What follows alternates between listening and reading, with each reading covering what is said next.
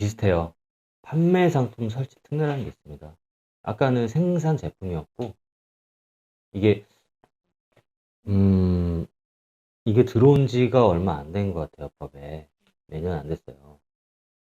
간단히 얘기하면, 생산 제품 설치 특례는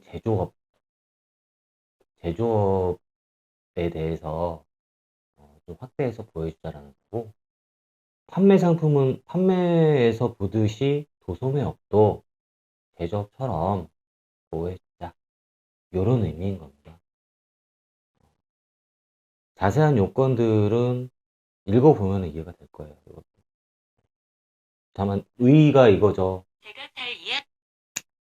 제조업뿐만 아니라 도소매업도 폭넓게 적용사업장으로 인정해주자. 자, 적용사업장으로 인정해주자. 더 정확히 말하면은 편하게 산재보험 가입을 할 수 있게, 처리를 할 수 있게끔 편의를 주자. 이렇게 이해를 하면 됩니다. 도소매업을 주된 사업으로 하는 사업주가 이제 어떤 그 건물 구성 부분품하고 구조물 기계 장비를 판매하고 직접 설치하는 경우라고 되어 있죠.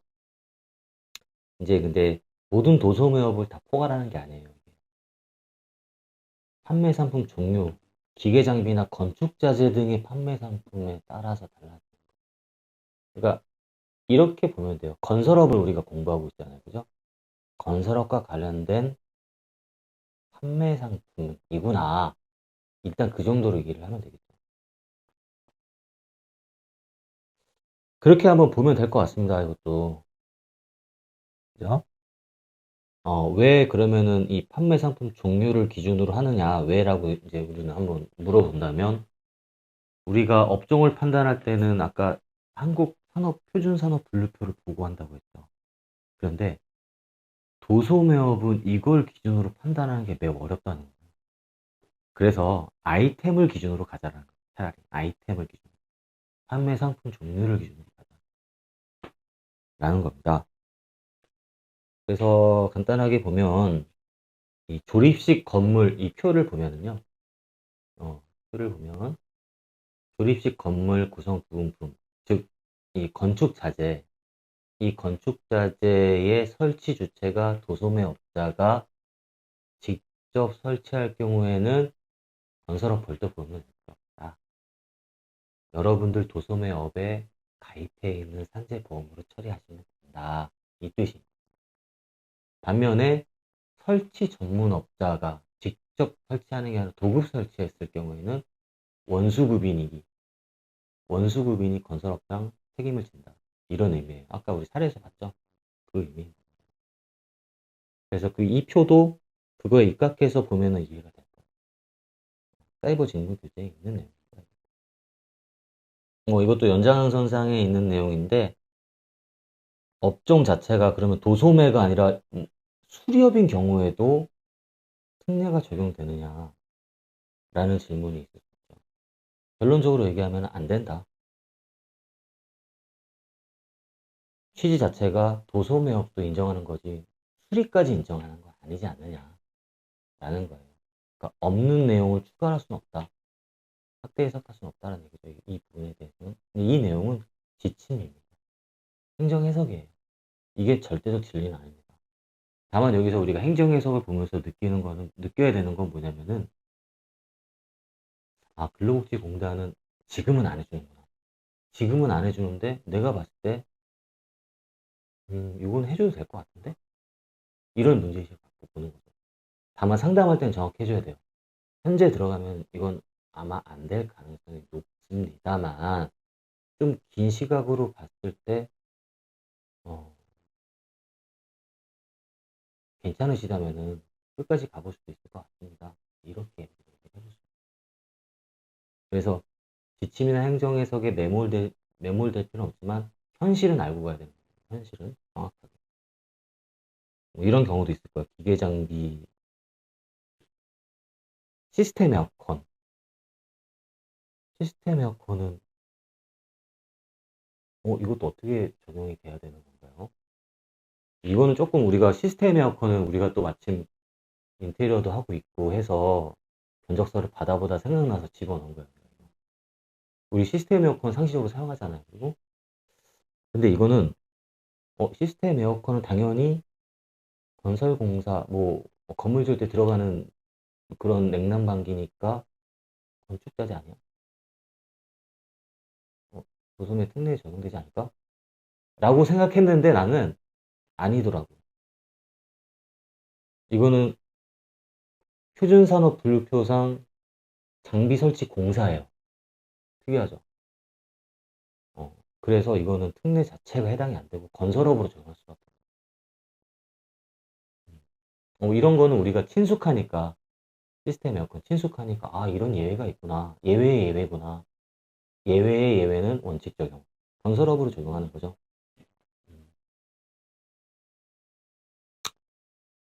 이렇구나. 이 정도만 알고 가면 됩니다.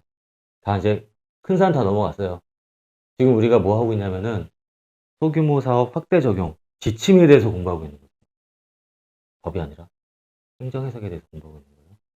그 내용은 소규모 사업장에서도 편의상 건설업이 아니라 건설업처럼 보이지만 자기네 자체의 직영 혹은 제조업, 도소매업에 기존에 납부하고 있는 산재 보험료를 적용시켜버릴 수 있구나. 페널티가 없구나. 이 정도로 아는 거예요. 나 건설업 별도의 건설업 신고 안 하고 산재 보험료도 안 되는데 괜찮을까요? 라는 거에 대한 답변이 될 수 있겠죠. 이런 것도 건설 기계 조종사도 굉장히 많이 있죠. 예를 들어서 타워 크레인 같은 거. 얼마 전에 뉴스에도 많이 나왔는데 이런 경우에는 어, 건설업으로 판단을 하는 거죠. 당연히. 보험가입자가 원수급입니다. 근데 현실에서는 이게 이제 이런 경우도 많아요. 도급이 아니라 임대계약 형식으로 체결하는 경우. 빌려 씁시다. 건설 기계 빌려 씁시다. 혹은 건설 기계 주인하고 직접 체결할 수도 있고, 예를 들어서 타워 크레인 건설 기계 타워 크레인 주인이 있고 자기가 별도로 기사를 채용해서 거기 들어가서 일하게 하는 것도 있어요.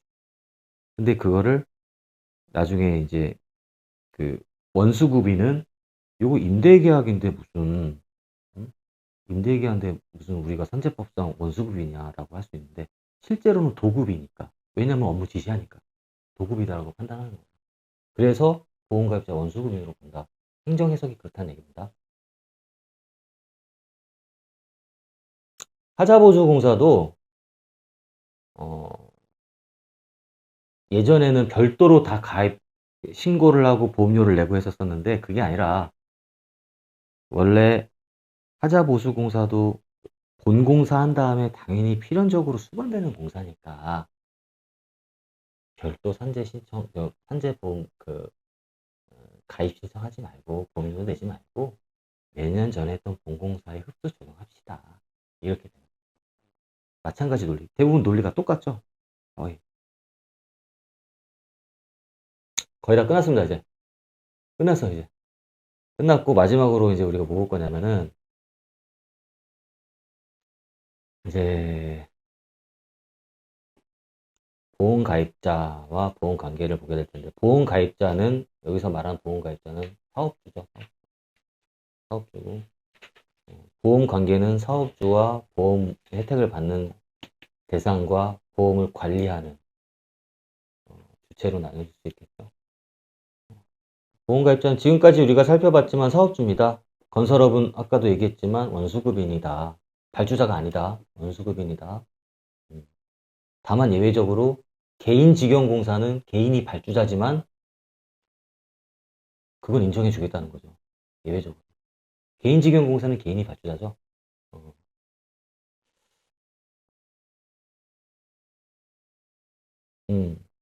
아까 우리 원수급인, 하수급인 요 얘기를 했었는데 보험료 징수법 제2조의 정의가 나와 있어요. 항상 우리는 용어의 정의에 대해서 민감하게 체크를 하고 갈 필요가 있다라는 거죠. 자, 김동훈 주임이 한번 읽어볼까? 원수급인.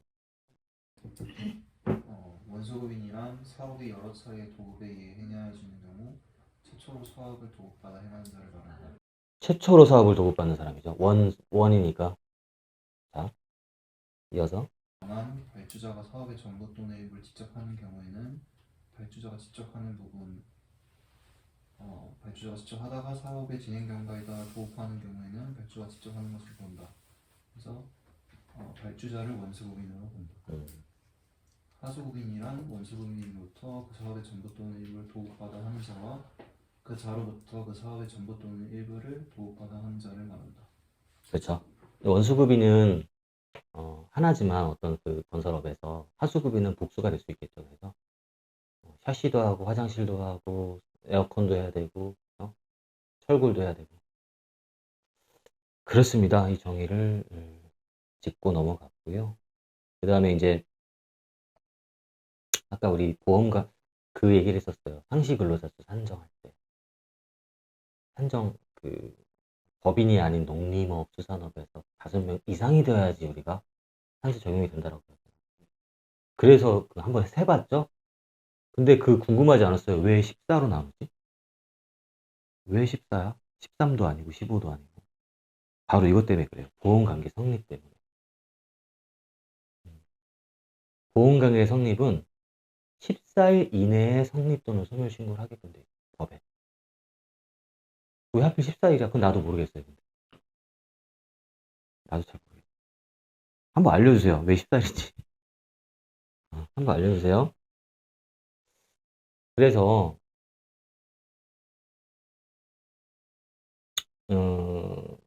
이제 그 징수법에 따르면은 보험관계 신고는 성립한 날로부터 14일 이내에 성립신고를 해야 된다. 소멸신고는 그렇게 중요하지 않은데 성립신고가 대부분 중요해요. 왜 그럴까요? 왜 그러냐면은 자문자답인데 대부분은 보험 가입 안 한 상태에서 사고가 나고 오기 때문에 큰일 났다 이러면서 그래서 성립한 날로부터 14일 이내가 되게 중요한 겁니다. 그래서 아까 상시 근로자수 산정할 때도 14로 나눈 거라고 봐야겠죠. 왜 14일까? 하여튼 궁금합니다. 2주면 어느 정도 뭐 준비되고 여력이 생겨서 그때까지 신고하세요라는 의미일 수도 있을 것 같아요. 산재법상 보험관계 성립은 뭐 너무나 당연한 말인데 권리 의무 관계가 발생하게 되는 거죠. 성립신고를 함으로써. 사업주는 보험료 납부하고 근로자는 보험급여 청구하고 그렇죠? 여기서 말하는 보험관장자는 근로복지공단 노동부 장관이죠. 여기서 성립일을 다시 한번 살펴보면은 대부분 당연가입자니까 당연가입자는 그 사업을 시작한 날이 성립일이다. 보험관계 성립일이다라는 거예요. 건설공사는 실질적으로 착공한 날짜, 계약서에 써있는 날짜가 아니에요. 이거도 예전에 쟁점이 되게 많았어요. 실착공일을 언제로 볼 것이냐. 현장에 자재를 갖다 놓은 날이 실착공일이냐, 근로자를 채용한 날이 실착공일이냐, 계약서 쓴 날이 실착공일이냐에 따라서 이후에 보게 될 사업주가 물게 될 어마어마한 페널티가 결정이 되기 때문에 이게 중요하게 여겨졌었죠. 지금은 안 그런 것 같아요. 그 이유도 이따가 얘기할 테지만.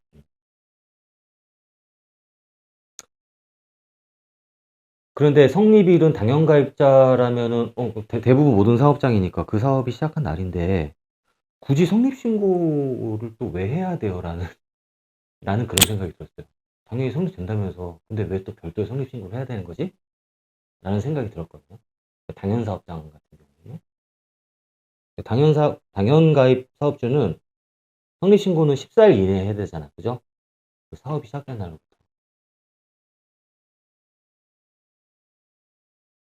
왜 그럴까? 근데 그런 생각을 했어요, 저는. 근데 만약에 신고를 하지 않으면 어떻게 될까요? 미가입 사업장이 되는 거잖아요. 그죠? 보험료 미가입 사업장. 거기에 대한 후가를 치르게 돼 있어요, 사업자는. 어쨌든 그래서 성립신고가 14일 이내라는 게 중요한 겁니다. 뒤에서도 한번 살펴보겠는데 이거를, 자, 사례가 하나 있는데, 여기 숙제에 대한 답이 나와 있네요, 하나는.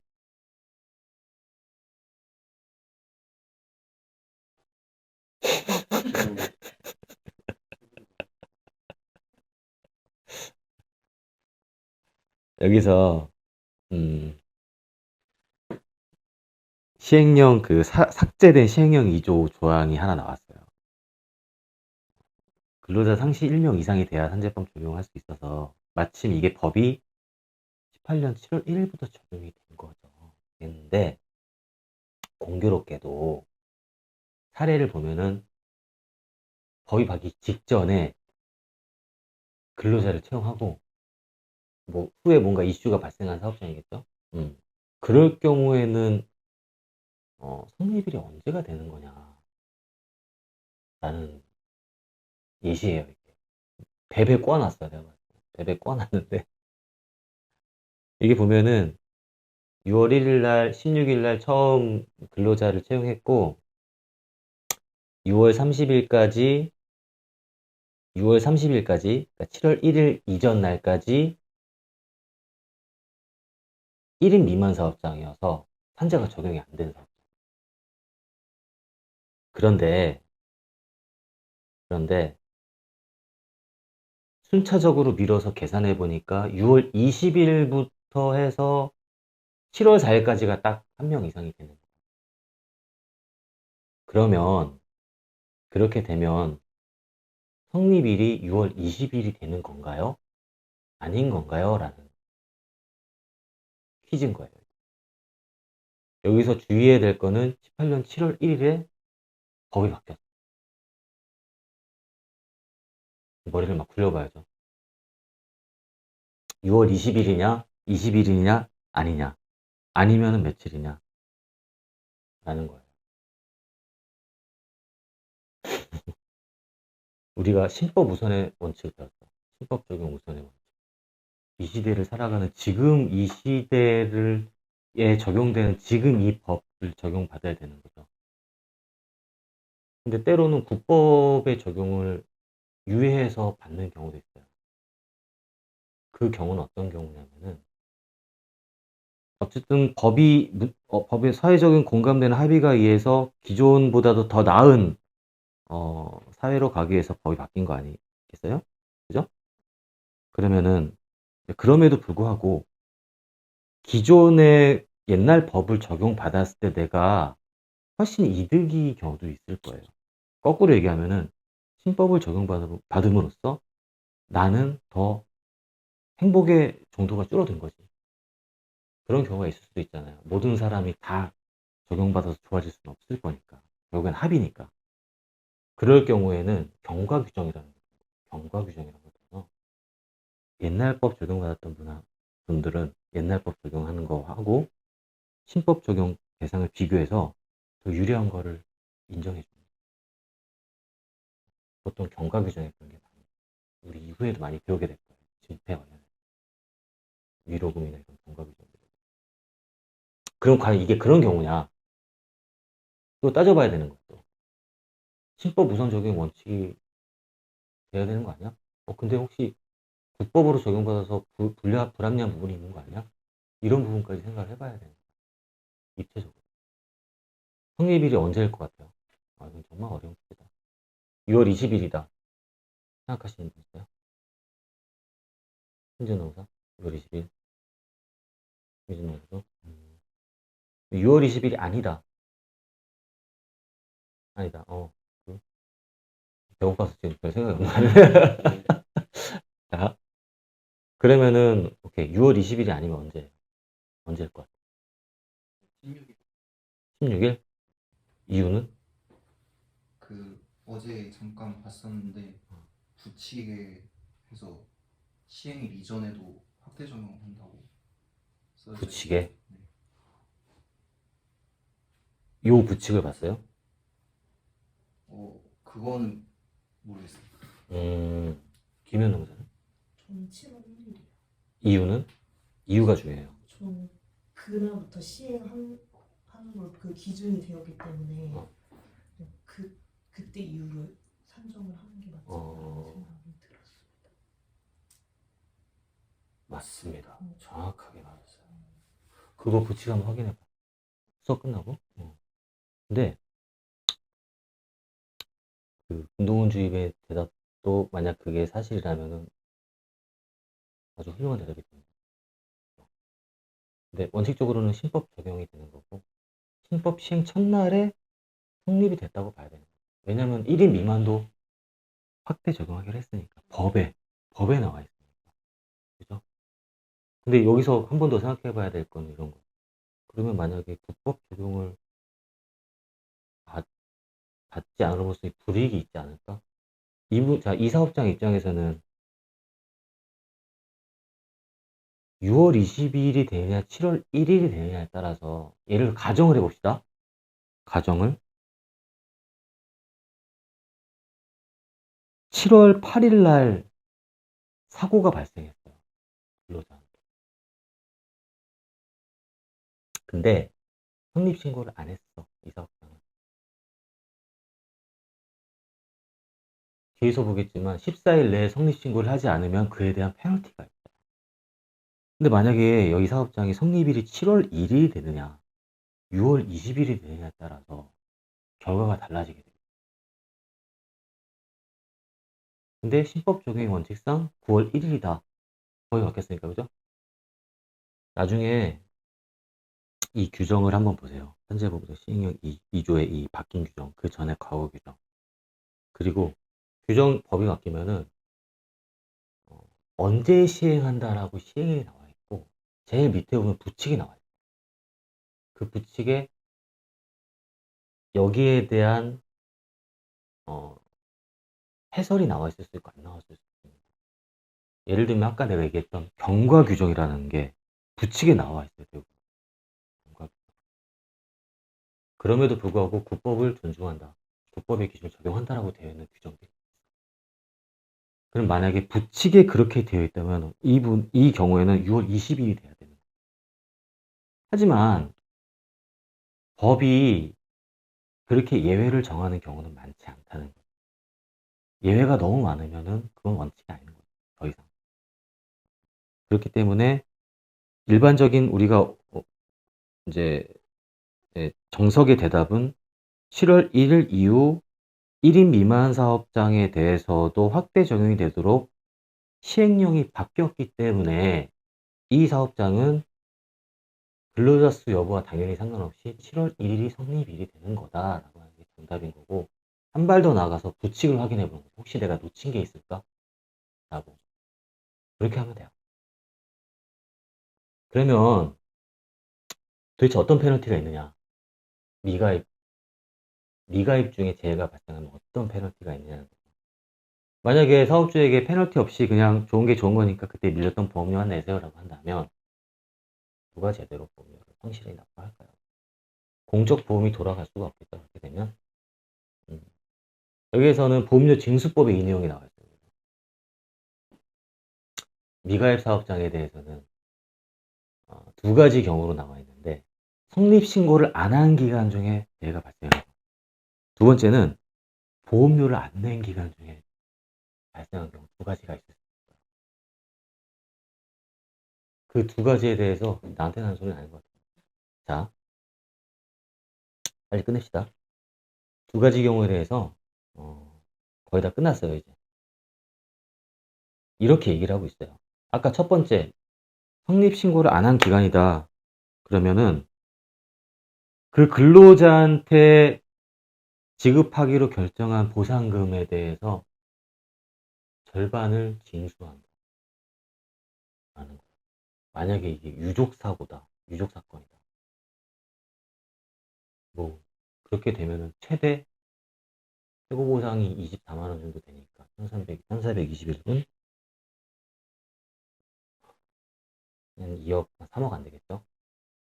3억에 50%를 징수한다.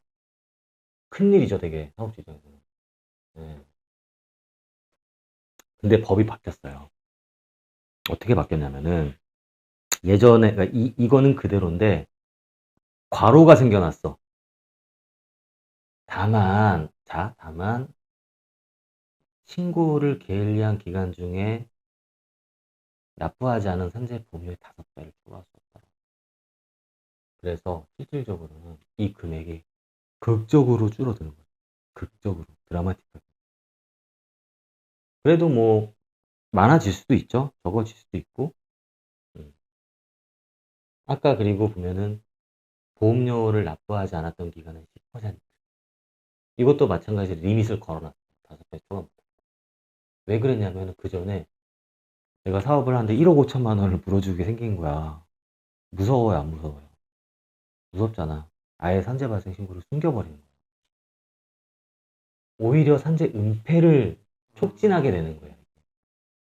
어. 법이 바뀐 배경이 바로 그겁니다. 너무 가혹하다, 이거. 대부분 또 영세사업자한테 손해신고 기한이 도리어 이거 거꾸로 지하로 숨어드니까 이렇게 되면 안 되겠다. 상한을 걸어놓읍시다. 라고 생각. 우리는 이 상담을 정확하게 해줘요. 바로 이 내용입니다. 그래서 이게 18년도에 바뀌었는데 재정 부담하고 이제 산재 은폐를 방지할 필요가 있다. 그래서 이제 제가 상한을 걸어놓은 거예요. 그리고 또 이제 어떠한 페널티가 있냐면은 아까 우리 김희연 노무사가 얘기했던 밀린 산재 보험료 다 내야 돼. 그동안 안 냈던 거. 만약에 그 근로자만 이슈가 되는 게 아니라 살펴보니까 근로자가 또 많이 있어. 그러면 그 사람들 것까지 다 내야 돼. 그럼 언제까지 내야 되냐? 3년치. 왜 3년이에요? 왜 3년치를 내야 돼? 과거? 맞아. 임금채권의 소멸시효는 3년이니까. 근데 현재는 또 예외적인 게 있습니다. 5년인 것도 있어요. 예전엔 다 3년이었는데 5년인 것도 있어요. 그건 나중에 배우게 되겠죠? 어쨌든 보험료는 아직 3년이에요. 소멸시효가. 그리고 또 뭐가 있냐? 이후에 산재보험료도 내야 되죠. 내야 되죠. 성실하게. 그리고 아까 얘기했던 징수금. 그러면은 다른 이제 동료 사업주들이 보고 나는 성실히 보험료를 내는 게 좋겠구나 라는 교훈을 얻게 되겠죠. 그죠? 다 끝났습니다 이제. 여러분들 보시면은 공부할 때 어떻게 공부하자라는 얘기를 했었는데 외우는 게 능사가 아니고 우리는 더 이상 노무사 시험 보는 게 아니기 때문에 외우는 건 정답이 아닌 것이다. 빨리 검색하는 능력을 기르자.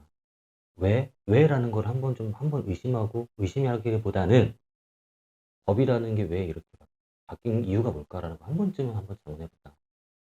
그리고 한 발 더 나아가서 이런 것들을 질문을 해보는 거예요. 왜라고 질문을 해보는 거예요. 스스로 혹은 남들한테.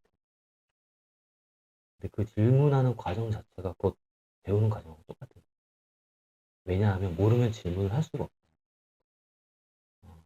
그래서 내가 하고 싶은 말은 이겁니다. 자,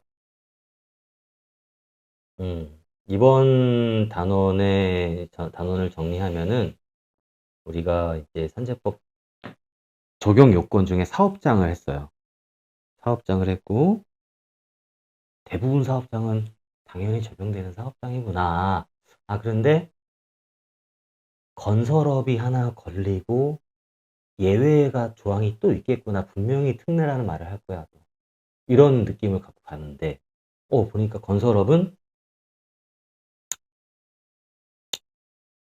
건설업에서 발생하는 산재 사고 자체가 문제가 아니라 누가 산재법상 보험가입자냐 책임자냐라는 게 중요한 거구나. 이 복잡다단한 하수구빈 원수구빈 관계에서 이거를 파악하는 게 건설업에서의 어떤 쟁점이 될 수 있겠구나. 한편 건설업도 산재 업종도 마찬가지로 근로자성 어떤 그 특고 종사자 특례와 마찬가지로 확대하려는 트렌드를 보이고 있구나. 마찬가지로 근로복지공단에서는 소규모 사업의 확대 지침 같은 것도 만들었구나. 그런 것들이 우리가 살펴본 생산제품, 판매제품 설치 특례구나. 요거는 건설업처럼 보이지만 건설업 적용 안 하고 편의상 기존의 제조업, 도소매업으로 적용시켜 주는구나. 마지막으로 본 관계에 있어서 14일 내에 성립신고라는 걸 우리가 기억해야겠구나. 만약에 성립신고를 게을리한 기간 중에 재해가 발생했고 그것이 사업주에게 문의가 들어온다면 거기에 대한 페널티 조항, 이후의 효과들에 대해서 정확하게 알려줄 필요가 있겠구나. 라는 거. 이런 내용들을 우리가 가지고 갑니다. 자, 너무 늦게까지 수업 다 끝났습니다.